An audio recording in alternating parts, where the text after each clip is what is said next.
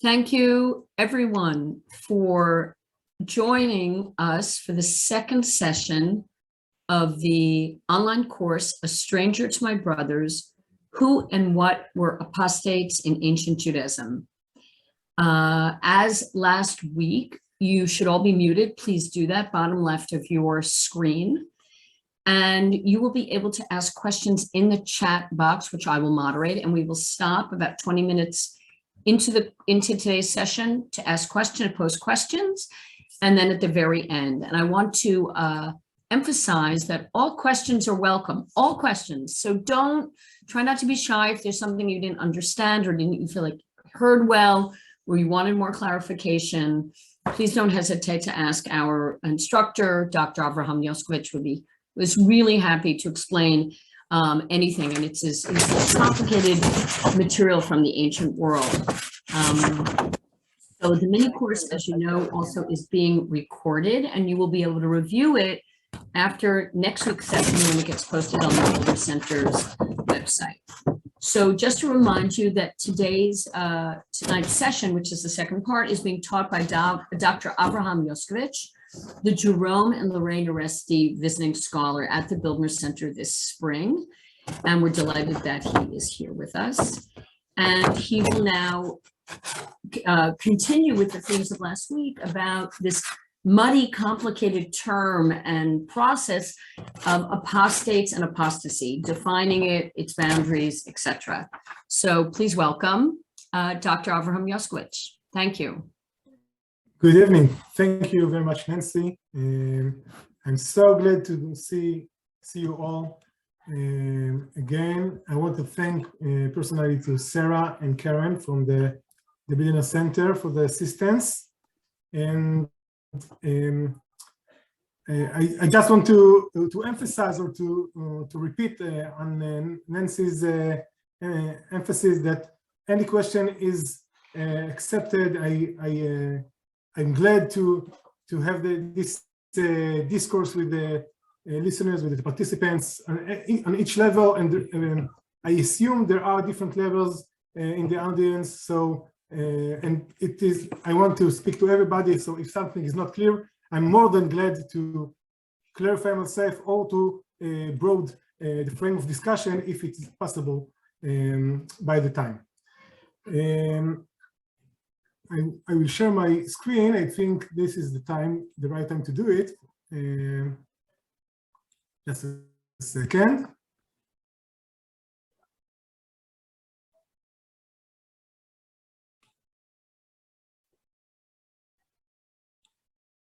I hope you can all see it. And today, we will continue discussing apostates in Jewish literature. And we will read some new sources and some that we have already met from a different perspective. I wish we will get today some sense of a broader problem than only Jewish apostates. And I will explain my intention immediately. Let me see if it works as I saw. Just a second. Great.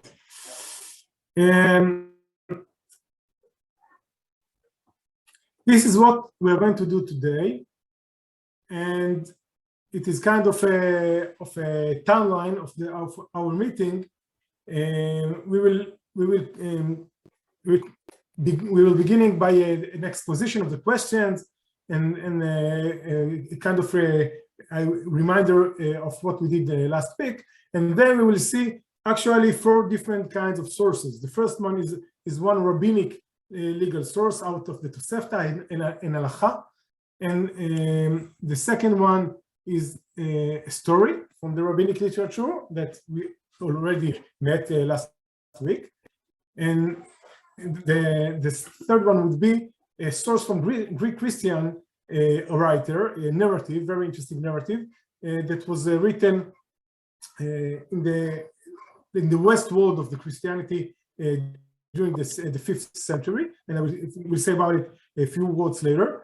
And the last, at least the planned last source will be out of Syria Christian legal composition, which is a volume that was written by a Syrian Christian writer, which means it didn't belong to the Christian Western, maybe Latin or Catholic church, but it was from different place. He lived in the East, and I will give you some details, of course, later. And the language of the composition wasn't one of the accepted languages in the West, like Latin or Greek.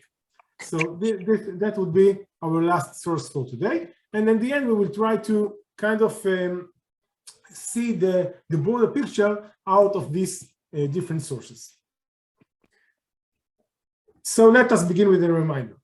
In the first meeting, we became familiar with the Jewish word for apostate, meshumad, and we demonstrated some of its varied literary circumstances that influenced its changing meaning and its social function.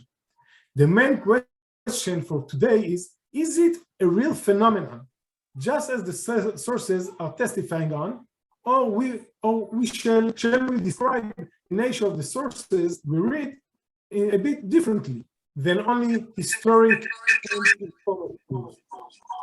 If the answer to this question is positive, yes, what does it mean that sources are not only informative, but bear other literary qualities? What alternative way is there for understanding sources as history?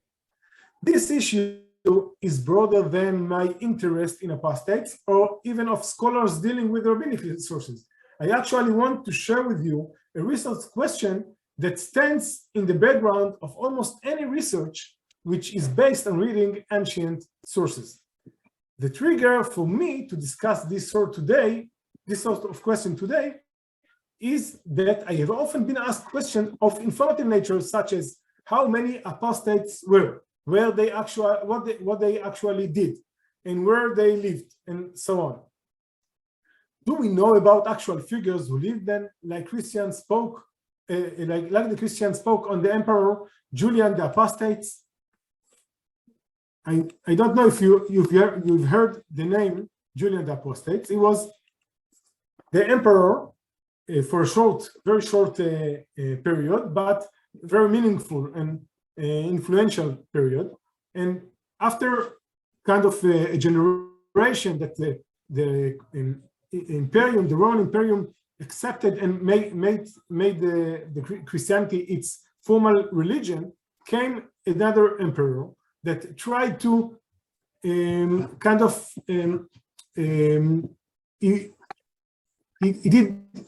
he tried to diminish the Christianity in his empire, and he tried to came back to the old pagan Roman polytheism. As part of his polytheism, he also tried, and this is not such a well-known fact, he tried to revive or to rebuild the Jewish temple in Jerusalem. For that reason, and for other reason too, Julian the Apostates was called by the Christians writer as an apostate. But do we know another about actual figures like Julian the Apostates in Christianity? We also, just a second, I'm sorry. Anyway, we met in Jewish literature, we met one figure, Miriam, the daughter of Bilga, which is the name in Jewish history for an apostate. But does Miriam, the daughter of Bilga, mentioned in the narrative we read, and we will see it once more later, enjoys the same informative status as Julian the Apostates? In other words, more general question is, what we really know about apostates along the time, or Jewish apostates along the time? Do we have solid information about actual reality of apostates? In our meeting today, I will demonstrate several examples of different kinds, and we will consider the challenge they present us in the process of concluding historical information from the sources.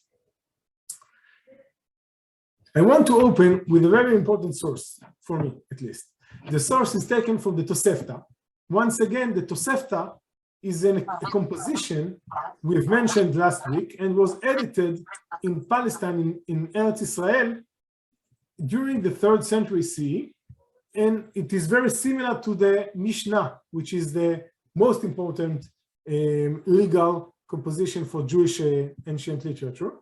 And its nature is legal, halachic. We call the section of the Tosefta halachot, which are kind of small units of law, of rules.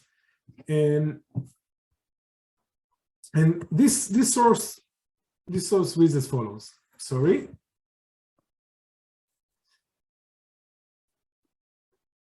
I will read it in Hebrew, and then I will read it in by translation, okay?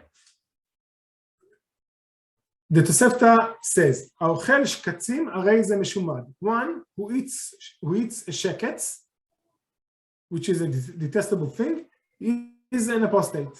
And once again, this halakha is opening with the same question or similar question. How is an apostate? I know it sounds strange in English, but that is the question of this source.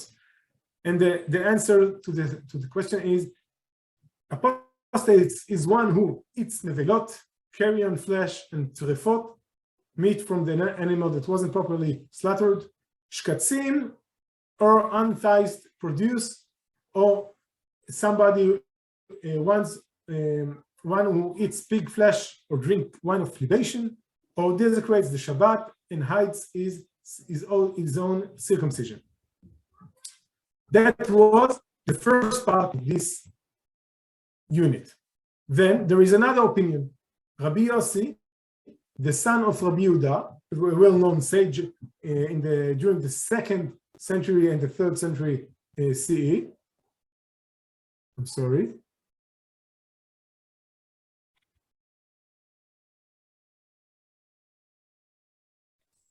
It seems that there is some problem. Just a second.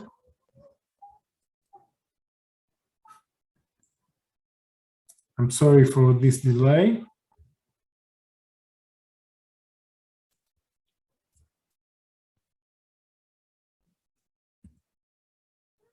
One more second, and then it will be fine.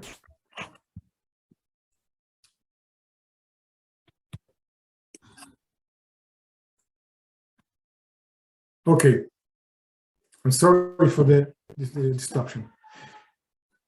Rabbi Yossi, the son of Rabbi Yehuda, says, even one who wears kil'aim, which is a garment made from wool and flax, is also considered as an apostate.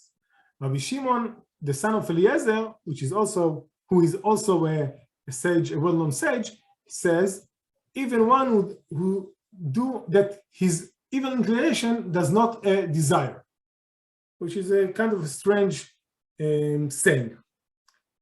This complicated halachic statement contains 3 opinions about the definition of an apostate, a meshumad.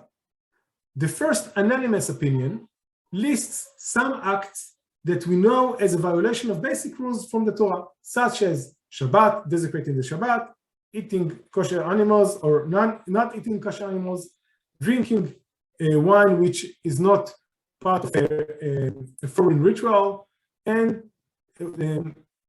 circumcision or hiding the circumcision. Other opinion in this legal source thinks that the one who not keeps kil'aim, namely the mixed clothing of wool and flax, is also defined as an apostate, and it is relatively simple saying to understand. The third opinion says something very meaningful, while it maintains that anybody who does something against the law of the Torah without any material desire to the result or to the act itself may be entitled as meshumad. For right now, I want to understand the simple fact, the simple fact that all 3 opinions try to define in a legal way what is an apostate, actually. This source is very interesting, to my opinion, first of all, because it is the first time and the only one for centuries, as far as I know, that the Jewish source tries to define the term apostate in a strict way. This attempt in itself is curious because we don't know from the source what is its actual purpose of the definition. What is the implication of the definition? Further, it is strange halacha or rule, at least for the two first opinions, the acts they mentioned are well-known prohibitions. But since when and why should anybody connect those prohibitions with meshumad, with apostasy? Where is this coming from? I'm not pretend that I have any clear answer for this, but I must raise the questions.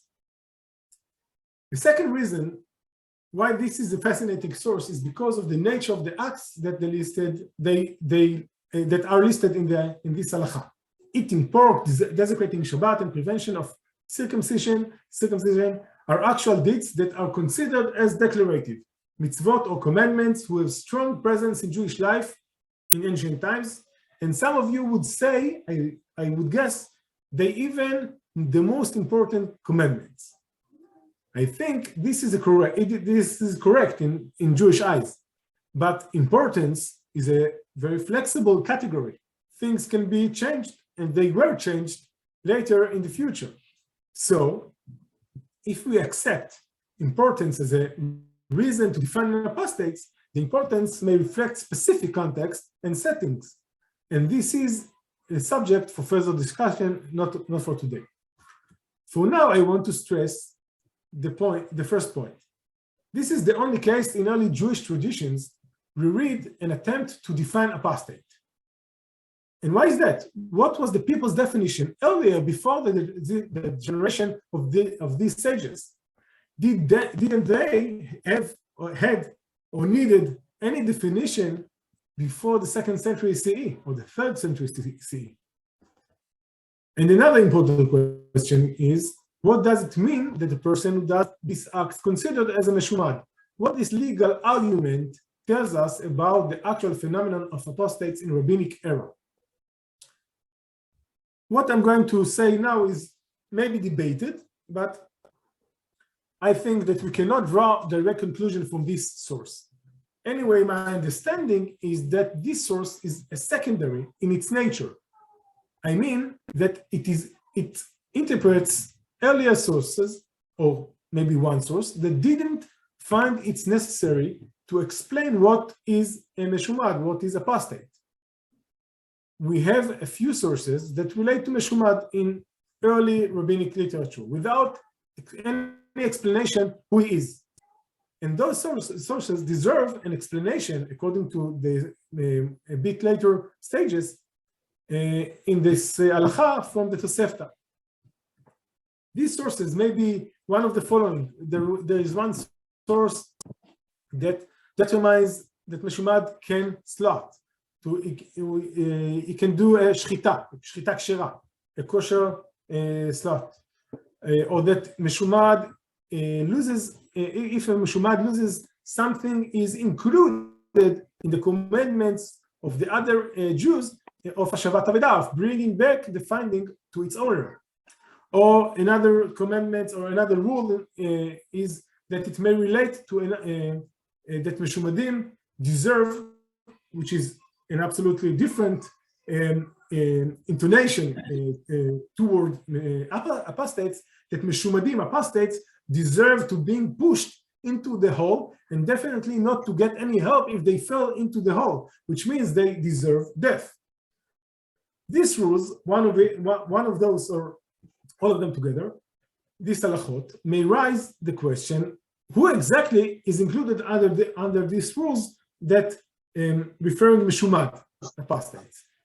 The answer of these three stages in the Tosefta that we just read is that some certain deeds define a person in a status of apostate. This, since it is the only commentary to other regulation of apostates, to my opinion, it is hard to accept that it reflects a living reality of apostates that demanded any response. Moreover, this interesting source about the nature of apostates does not echo much in later rabbinic sources. I mean, later sages, not this halacha, but in most discussions about apostates, the suggested acts for defining apostates are not dominant in later attempts to describe what is an apostate. It seems to me that it wasn't a live experience of who is considered apostate at this stage of history. Now, I want to remind you the story from the last week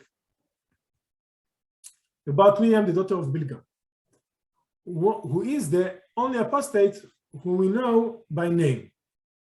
And I kind of shortened the story to its very basic core, and I will read it. Miriam, the daughter of Bilga, apostatized, nishtamda. And she married an officer of the kings of Greece, one of the kings of Greece. And when the Greeks entered the temple, Miriam came and struck the top of the altar, saying to it, "Wolf, wolf, you have destroyed the wealth of Israel and have not helped them in the time of their distress." This is taken also from the Tosefta, as I said, a composition edited during the 3rd century CE. This woman who married a Greek officer, and she's described as one who apostated. And my question here is if we can rely on this story as an informative source. This complicated question that stands in the background of the scholarship of narratives in Jewish ancient literature. It is actually a question to any ancient text-based history, such as Christian literature, Islamic literature, and so forth. In other words, we can ask, do these stories preserve in ancient composition are reliable as a historic source, or are they suspicious, inexact, misinterpretational, or have such a kind of tendencies in the writings? If we are suspicious, in what degree we shall reject their evidence? Is it mean that all is unknown, or can we glean in any way some conclusions from this suspicious story? Of course, the answer is not one for it in all the cases, and it can be changed from source to source, genre to genre, and from one context to another, and of course, from one reader to another reader. Personally, I don't think that all ancient narratives are fake, but still, we have to consider in each case what is the right trait to take in process of analyzing the literary nature of the historic and the historic contribution of a specific source. Back to our narrative, there are a few details to consider before deciding. First, as I mentioned already, the narrative about Miriam is testified only in the Tosefta, which is a source dated about 350 years later than the estimated time of the story that it is testifying in it. Is it a reliable source for all details? Let us compare, for example, a story that anybody of us today would write as kind of the legends of the Baron Munchausen, or on the life of Johann Sebastian Bach. Or if we take the analogy from the Jewish world, a story about Rabbi Yonatan Eibeshitz or Rabbi Shalom Sharabi, the great Mikubal, both lived in the 17th century. It is a problem to write today or to edit traditions after so many years without expecting some changes in language, details, or understanding of the context. Additional fact is that it is really the only story in early and even in the most later rabbinic literature. That means that we do not have any other example for somebody who is called Meshumad, an apostate. Isn't it strange a bit?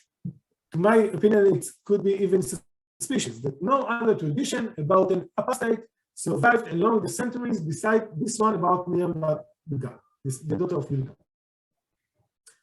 Third consideration is a literary by nature, excuse me.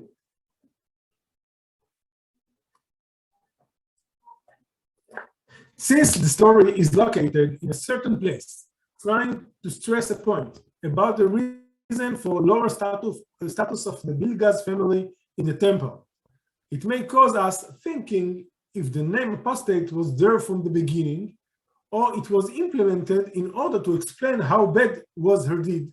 And in this way, to explain the strange fact that this family was considered as a lower status priests. I remind you that it wasn't the only explanation for this lower status. So the frame of explaining the lower status of this family is the frame that shaping the way and the content of this source. I believe that none of these reasons I just mentioned is enough to reject the story alone, but the combination of the doubts, the chronological distance from the events, the unique genre, and the rarely actual name of the Meshumad, and the pedagogic tendency is crucial in this case, to my opinion. So I cannot say that Miriam didn't exist, but I think it is reasonable to say or to doubt if she was called an Meshumedet, an apostate, by her contemporaries, the Jews. Or maybe this title sticked to her because they presented her as a problematic figure, or they wanted to give her the sticker of an apostate in order to say how problematic she was and her family was. I want to have some break here for questions, and later we can continue. Great. Okay, so we do have some questions, and so I'm going to start with the question, which is, I think, speaks to what you just said. On the one, Nancy, can I stop you for a second? Of course. I want to write the question, so just a second. I'm bringing my pen and. Whoops. I'm here. Okay.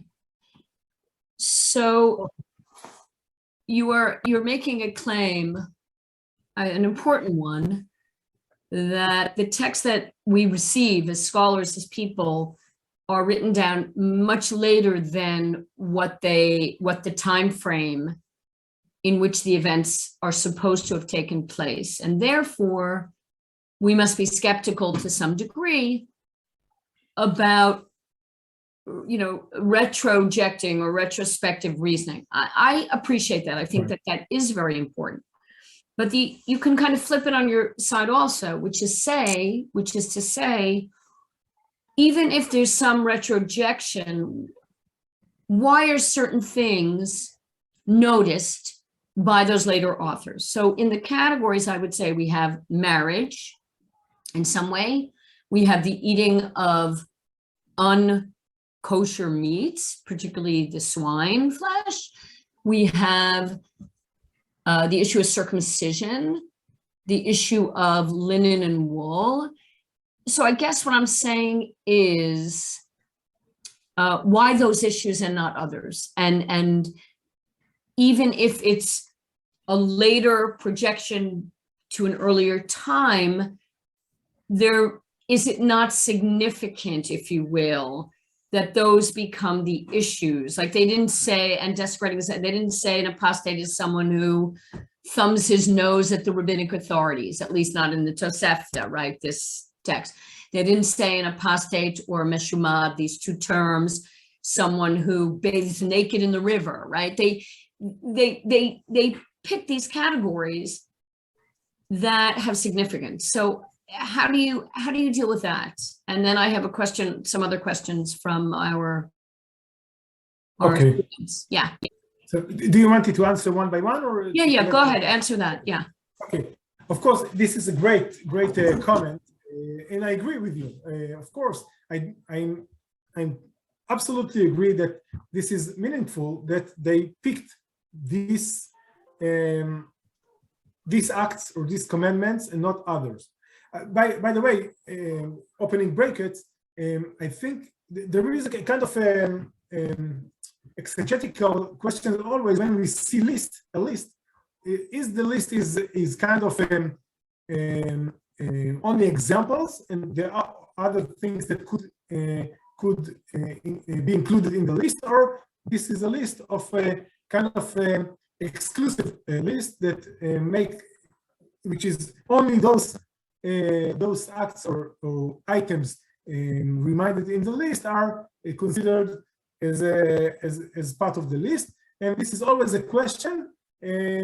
But I'm closing the brackets. In this case, I agree that it's very reasonable to assume that these commandments or these acts were not chosen by coincidence.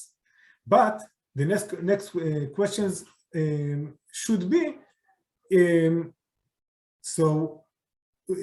what is the context that it is meaningful to locate or to put or to see this list and to learn from the list about it. What I just say that the Tosefta, while we consider its settings, this is the narrow settings to consider that or by these sages, by this milieu, in this cultural environment, those acts of designating Shabbat and Milah and so forth were considered very important. And in line with this, I'm saying that maybe, not maybe, I can argue for this, but not right now, that in later periods, those acts got a lesser degree because of some cultural or religious circumstances, and other deeds became more powerful, more declarative, more meaningful. So I'm accepting your comment, and I want to ask to be kind of minimalists, and to understand this list in the narrow or the closed context of its creation. Okay. Yeah. So at this moment, the Tosefta's moment, if you will, those issues are important. Those are. Yes, but we can add that it's only in the Tosefta, because I also said that if we are looking for an echo of this list in other sources, a bit later sources, we cannot find them as it is. We cannot. No, I understand what you're saying. You're saying that in this historical moment, reading this text in its context, these are the issues that were important to the writers of the Tosefta. To the opinion of these sages. Right. Yes. Okay. Yeah. Okay. We'll see what the later sources say, but we have another question from David Goldfarb, and he says the verb nistamda in the Miriam bat Bilga, in your story about Miriam, is reflexive. That is a verb that we call a reflexive verb, like in French and other languages we have them, se lever and se doucher, and in Hebrew we have the hitpael form, that is the reflexive form. And he says meshumad, that phrase is passive tense. So he's asking now about what we call philology or grammar. Does this have any implications as far as the nature of a person becoming an apostate? That is, he says, whether the act was done voluntarily or under coercion. Is the passive term meshumad, much more prevalent in these early texts? So that's a complex question about the grammar and the philology, or the meaning of the words, how they're understood. Okay. So since I like very much philology, but I don't want to have the listeners too tired in the middle of the talk, so I will try to do it very kind of briefly and easy. I do not think that there is meaning. We can draw a meaningful saying about the nature of this figure according to the linguistic form that the sources used. Basically, this form, the Meshumad, is the new invention in the language, in the Hebrew of the sages, in Hebrew of the Talmudic Hebrew since the 2nd century and later. And this form, the passive form, is exactly what makes this word new and meaningful in the context we are speaking about, because the root itself, Shin and Dalet, was already exist in biblical Hebrew, of course, and in second, excuse me, and in Second Temple. But the invention of or the renewal of the word by using its passive form is the real invention of by the Hebrew of the sages. There were some scholars who tried to explain different kinds of different natures of apostates or different deeds hanging themselves by using this linguistic or other linguistics attributes of the word. But the truth is that it is a really normal, regular form, the reflexive form, nishtamed or nitpael in Hebrew of the sages, is very regular. It bears no specific meaning. If we can compare it with other roots that have a passive form and a reflexive form, and most of them have no clear distinction between the different forms of the passive and the reflexive forms of the word. So I'm not convinced by this one, and more than that, I can speak about it for a few more minutes at least.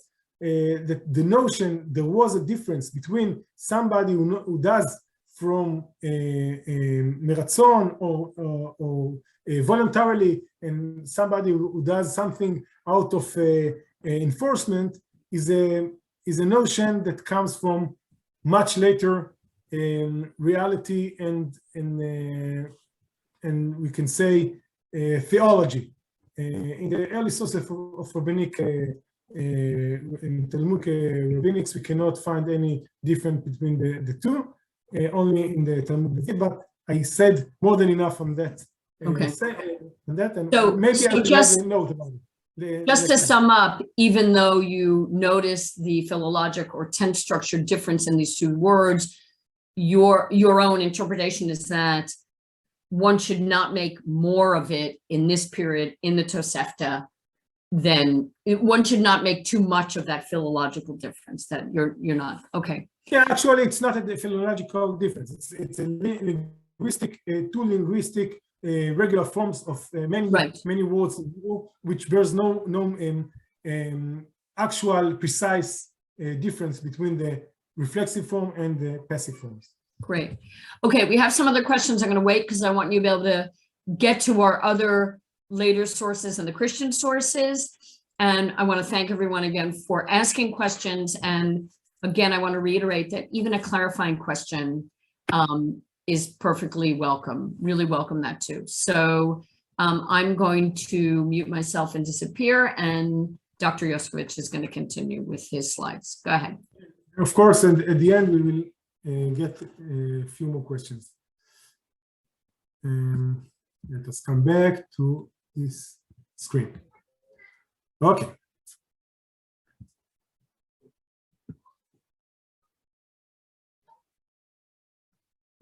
I hope you're with me.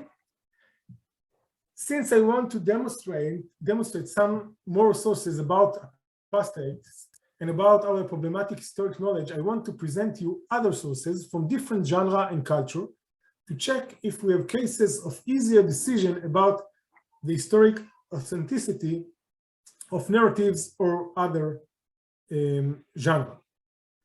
Let us first meet Christian sources. I think we do not have time to more Jewish sources, but we are going to read the Christian sources about the similar subject, but conversion to Christianity. I argued last week that apostasy in Jewish sources is not connected directly to conversion at all in the earlier stage of Jewish literature. Actually, I think that the whole idea of joining another religion was accelerated only by the emergence of Christianity, since its mission was to convert other people to the new religion. The concept of leaving one's religious identity and joining another one for his own choice was presented constantly then and produced a new situation for other ancient religions, a situation that wasn't exist before the 3rd century. Now, let us meet. It doesn't work for some reason. Okay. For some reason I have some problem. Just a second, excuse me.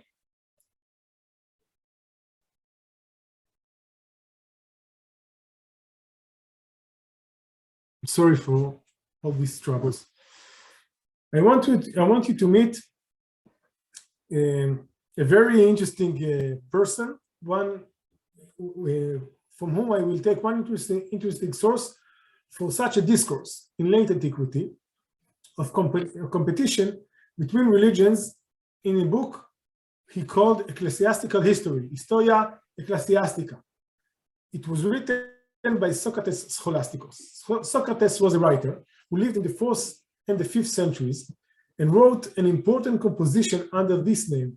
Some of you might know the name from an earlier famous Christian writer, Eusebius. And Socrates' history is a kind of the following chapters for Eusebius' history book, or more exactly, it would be said the history of the church book, describing the events in the 4th and in the middle of the 5th century church history. As a layman and not as a church clergy, in contrast to Eusebius, Socrates is considered a relatively reliable writer. And I want to examine it with you.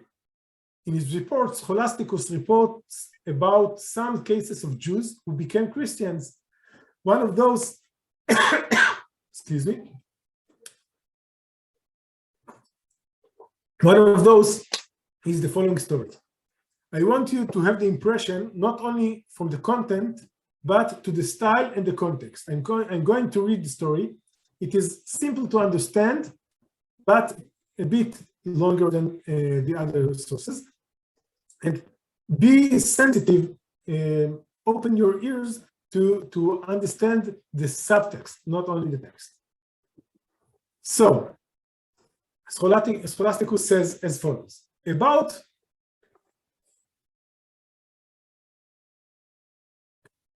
about this period, which means somewhere in the 5th century, beginning of the 5th century, a great number of Jews who dwelt in Crete were converted to Christianity through the following disastrous circumstances. A certain Jewish impostor pretended that he was Moses and had been sent from heaven to lead out the Jews inhabiting that island and conduct them through the sea. For he said that he was the same person who formerly preserved the Israelites by leading them through the Red Sea. And I'm skipping a few sentences. He persuaded the Jews to believe such assurances. He moreover bid them renounce their money and other property. Deluded by such expectations, they neglected business of every kind, despising what they possessed and permitting anyone who chose to take it. When the day appointed by this deceiver for the departure had arrived, he himself looked the lead, and all followed with their wives and children. He led them, therefore, until they reached a promontory that overhang the sea. from which he ordered them to fling themselves headlong into it. Those who came first did so and were immediately destroyed, some of them being dashed in pieces against the rocks, and some drowned in the waters. And more would have perished and not the providence of God led some fishermen and merchants who were Christians to be preserved. These persons drew out and saved some that were almost drowned, who then, in their perilous situation, became sensible of the madness of their conduct. The rest they hindered from casting themselves down by telling them the destruction of those who were taken firstly.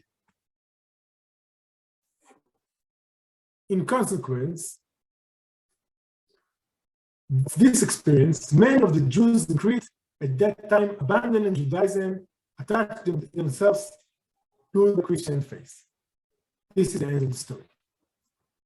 The story goes and tells about a Jew who pretended to be like Moses, the great leader of Israel out of Egypt, and caused a disaster that was prevented partially by good-hearted Christian fishermen. This episode resulted in a massive conversion to Christianity among the Jews of the island of Crete. Now, I want to ask you, what do you think about this story? There are few stories of that kind in Socrates' history. Are these stories, or this one specifically, reliable? Can we conclude that in a certain year and time there was a massive conversion for the reason Socrates mentioned and in the way he described? In contrast to the Jewish narrative, this author is pretty close to the time of the event he reports on. So this fact is in favor of the authenticity of this story. On the other hand, did you have the impression that the author has some tendency?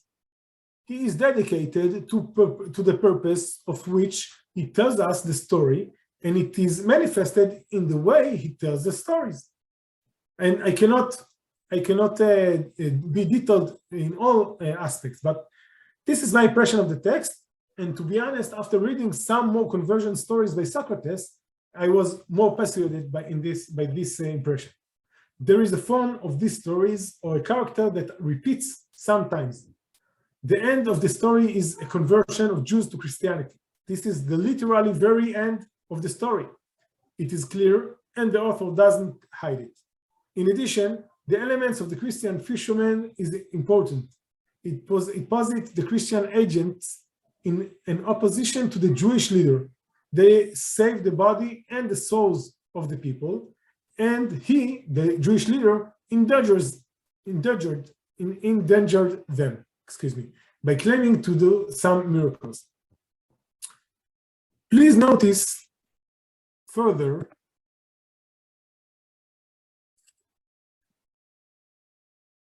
that the clear reference,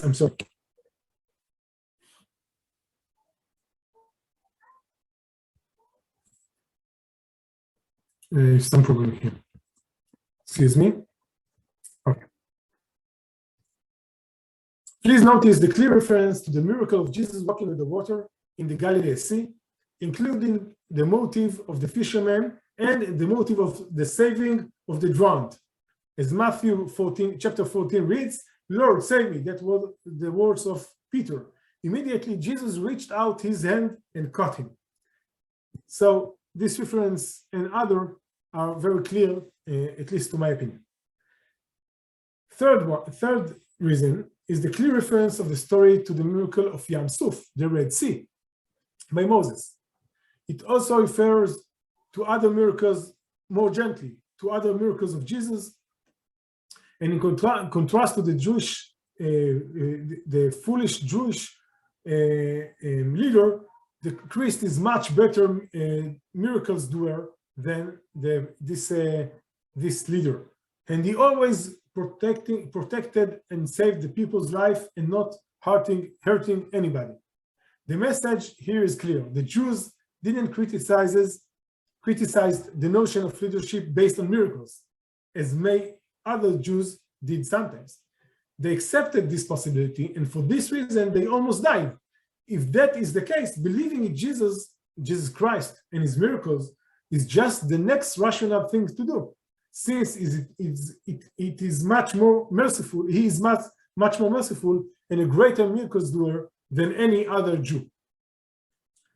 This reading in the story and other stories preserved in Socrates' books, as I said, understands the integration of the story as most important to understand the narrator's purpose.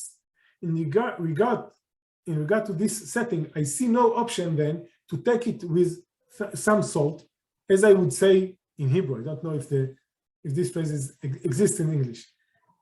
I mean, to know the details are serving the narrative and not that the narrative is serving us the details.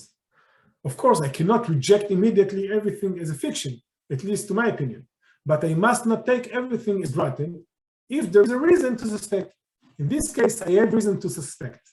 Of course, any religious writer would like us to believe that their religious community is triumphal, is leading to the other participants in the competitions, like Jews or pagans. And this is highly dominant in Christian relation to the Jews or Jewish religion. Conversion is the ultimate victory moment when one of the rivals admits the new religion as preferred. And the case of massive conversion naturally is even greater on that end. So what I would take from this story, this is only case reporting on a massive conversion until the 5th century. I didn't find another one yet, which is not an evidence, of course, but since I did some effort to find some, it is probably a unique description. Secondly, the Christian author tells us that the Jews didn't convert just like that to Christianity, only as a result of an exceptional, disastrous failure of the Jewish leader. This continues the line of all Socrates' other stories about Jews. Any joining to Christianity resulted by an unresolved illness or a great sorrow or something the Jewish community caused to the converter, and so on and so forth. It was not easy to convince Jews to become Christians the time and places Socrates is reporting on. This is a real important conclusion, I think. And very important to say that it may happen in Crete, but this is the only source for this, which I can see. It limits as an historical document. It testifies very clearly on the effort of Christian writer to preserve or to create documentary narratives to bolster the Christian supremacy, mainly for Christian audience more than to foreign audience ears. And finally, let us examine sources of different nature that I believe are easily to agree they are more accurate historically, or at least more, how do we say, trustful. We can trust them easily. Since we saw last time the Jewish answers and disagreement about inheritance law in regard to Jewish apostates, I think the next source is worth reading for today. The writer is Shimon of Rav Ardashir. Shimon of in Aramaic. Okay. Shimon is a Syriac writer. I don't know what it does. Okay, I'm sorry, so sorry. Shimon of Rav Ardashir was a Christian writer who lived in Persia, Fars, in a place which is its name is Rav Ardashir, which is an Aramaic place name, meaning the great Ardashir. Like Rav Ardashir, it's like to those of you who knows Aramaic, like Rav and Rava and Rabbanan, the great.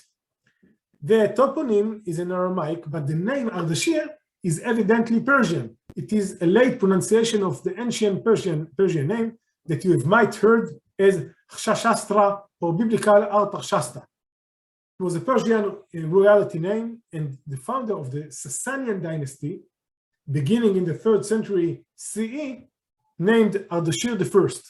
And this is a figure on a coin of him, and a place that is identified with Rav Ardashir in today's Iran, Bushehr.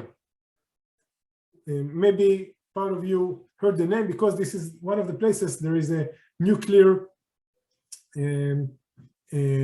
weapon or nuclear activity by Iran. Anyway, this place has a great history also. And Shimon was the metropolitan of this Persian city.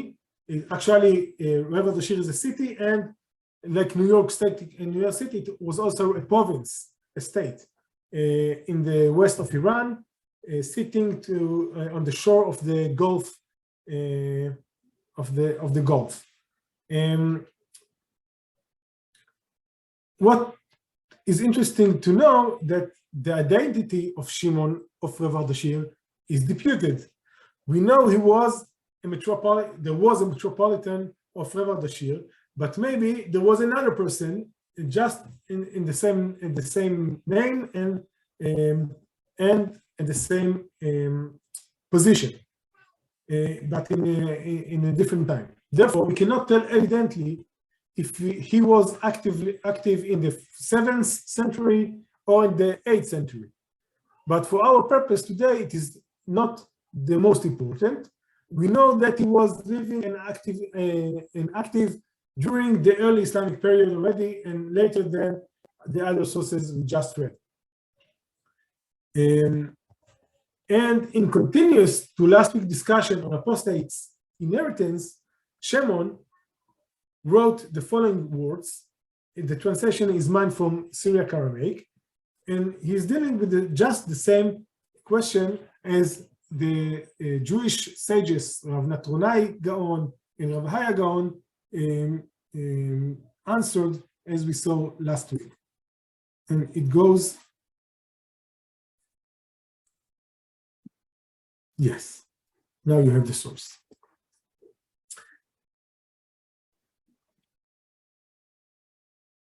Person who deceased, and he has a son who is not from the same religion, which means he's not Christian. This is the question, actually. What should we do about it?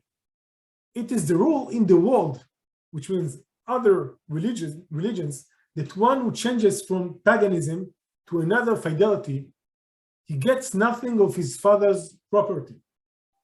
Also in Moses' law, those who sacrifice to evil and idols and deserve death penalty, and for this reason, a person who joined Christianity do not gain nothing of his father's inheritance, according to this other's religion. Now, is the same manner to the Christian heretic who changes to another fear, which means another religion. He will not win anything from his father's property. And he ends with a very interesting comment. I do not know any other argument or any other evidence in regard to this question. It is a fascinating source, to my opinion. I'm not sure I can relate to everything now. Anyway, the author argued that a Christian apostate does not deserve any inheritance, just as other apostates joining to Christianity from other religions lose their financial privilege by the others, which we can say mother religions, by the original religions law, including, he mentions the nomus of Moses, the laws of Moshe, which can be the Torah laws, the biblical law, but also may refer to a later stratum of the Jewish law. It is so similar to the Jewish rabbinic discussion, so I have to note it, but I cannot get into details right now. The information we get from this answer is that in the 7th or in the 8th centuries, under Islamic rule, people of different religions changed their affiliation, and there was a rule about it in Christians and in other religious legal systems. We understand that in this stage, the question of a changing religious affiliation became urgent for the different religious groups. We also can add that the information about Jewish changing religion is vague, since if he relates to the law of the Torah, we cannot know if his information was taken from his contemporaries or from the Torah, which was available source for him independently without any connection with Jews. In addition, his final interesting comment which teaches us, I think, he didn't have any formal Christian sources in relation to apostates' inheritance question. And for that reason, he used other religions' decision and as his supportive evidence. Today's question is about the actual nature of the text. Is it a text that may be used as a source for actual historical information? In this case, I think the answer is an easy yes. The reason for this impression in this case is based on two elements. First one is the genre, second is the intonation and the content. The genre is legal daily answers. This is not a triumphal vessel intended for mission, but a tool for delivering messages for insiders only. The second reason is that the writer admits his problem to know the answer to the question, and he admits weakness of Christianity by saying that there are Christians living their belief. In contrast to Socrates' tone writing his report, Shimon is writing out of an urgent, of necessity, a question rising out of his communal life. He admits his inferiority, and it gives his words more credibility. Unless I will think of another reason to doubt, it is trustful because I really find no reason why the information is corrupted or unreliable. He errs nothing by saying that people are leaving his religion and the Christianity. If this is the literary setting, I can accept the information more easily than in the stories of Socrates Scholasticus or from the Tosefta about Miriam, the daughter of Bilga. Now I want to conclude. Okay. As I mentioned, there are similar examples in Jewish literature from about the same period, but we cannot read them today. I mean, there are Jewish sources that are reliable and give us the same impression as the question or the answer of Shimon from Rev Ardashir. The common ground is that in this period we find other genres that reflects more clearly daily life and not only what we might call a targeted or a mission literature. That means we can say more confidently that in the Islamic period we know about more people who crossed the borders of their religious community and joined to another religious group.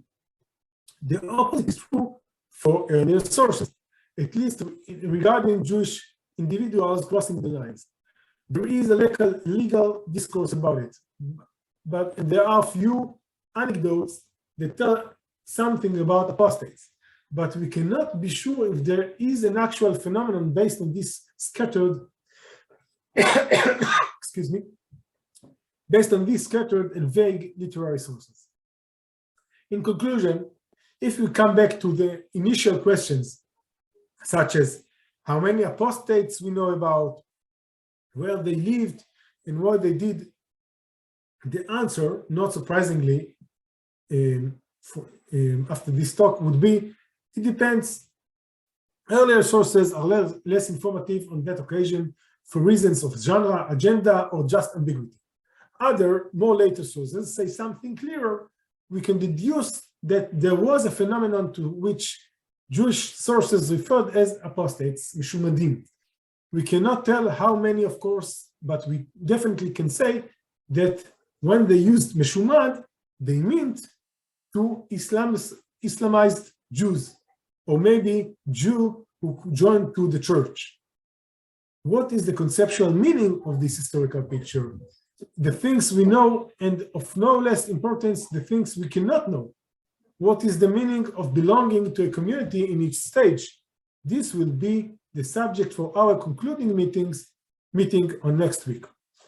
thank you very much. Now we can open for questions. So we do have a question, which, let me just get it for you. Someone asked about, again, one of the earlier sources, the Tosefta Horayot, doesn't use the term, the student questions, Meshuamad. It refers to those people as Mumar. Is that correct? And No. what? No? No. Okay. This is a very common wrong. Can you bring up that source so we can look at it? Of course.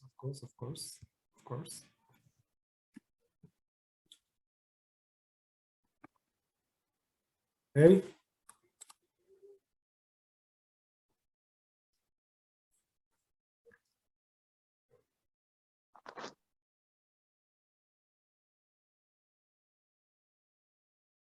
Here it is. Okay. The word in this Tosefta use the word nishtanda, and the former use the word meshumad twice. The reason why that I didn't get the name, I'm sorry, why the questionnaire thinks or reads Mumar is much later. It's Professor Joseph Rosenstein is the questioner, so you can address it to him. Okay, Professor. That's what Sefaria has. Of course. I know that, and Sefaria has, of course, the common the printed editions, but actually the history of the word Mumar and Meshumad is very interesting. I didn't mention it because it is too long for this frame, but the word Mumar is new. It was inserted only later than the 16th century. The word Mumar does not exist in Hebrew sources in that context of a person who stands on the border of the community. Is not existed at all, not in Talmudic sources, not in later Rabbinic sources, not in the Geonic or Rambam. So there is no question about it. Actually, I found that the first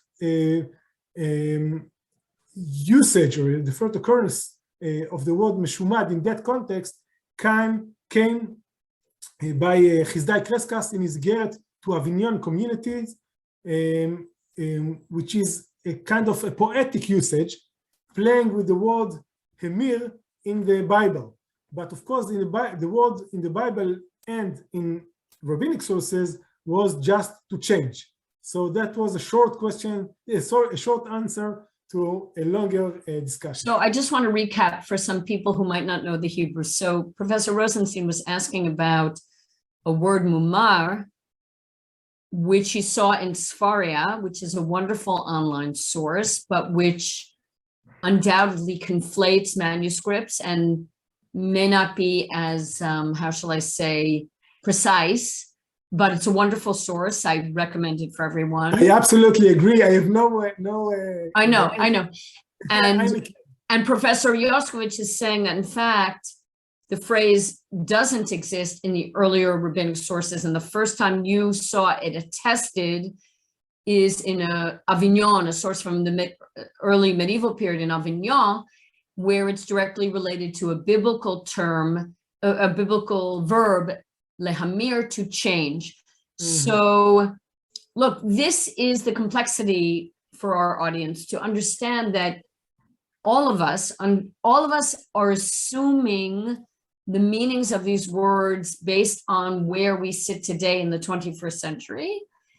And what Professor Yoskowitz, I'm just sort of emphasizing what you're doing, which is why it's complicated, is sort of imploring all of us to read these sources in their moment without our assumptions. It's very difficult, particularly with such a freighted or challenging or contested issue like conversion and apostasy, which have such weight among communities, not only the Jews, but communities of faith that draw boundaries. So that is the That is the challenge here. Yeah, you phrase it so nice, Nancy. And I like the question about Mumar, or the case of Mumar and Shumat is so great to understand the method, because for some reason the world was changed. And why it was changed? Because somebody thought that Meshumad is not a kind of a negative, and Mumar may be positive or more positive. And this reflects the context and the cultural and the theological frame that the change was done. So it's a great example, a great question. Thank you, Right. Professor. I missed the name once again. Professor Rosenstein. Rosenstein. Thank you. He'll keep you on your toes. Great. A very important mathematician at Rutgers for many years. So I want to thank everyone. I want to underline that this is not simple material, and thank you for being with us. And I want to remind you that next week, same time, we will have the concluding lesson. And I want you to know that Professor Yoskovich, you didn't know I was going to say this, but Professor Yoskovich is with us at Rutgers through the spring. And if you have other questions about apostasy, I'm sure he'll be open to answering them. And I want to also remind you that we have an in-person program on February 22nd with my colleague, Professor Zanyadin Israel, talking about his new book, Temptation Transformed: How the Forbidden Fruit Became an Apple. I look forward to seeing you all there. It should be a great talk. And have a great evening, everyone. I'll see you on Wednesday next week. Thank you again.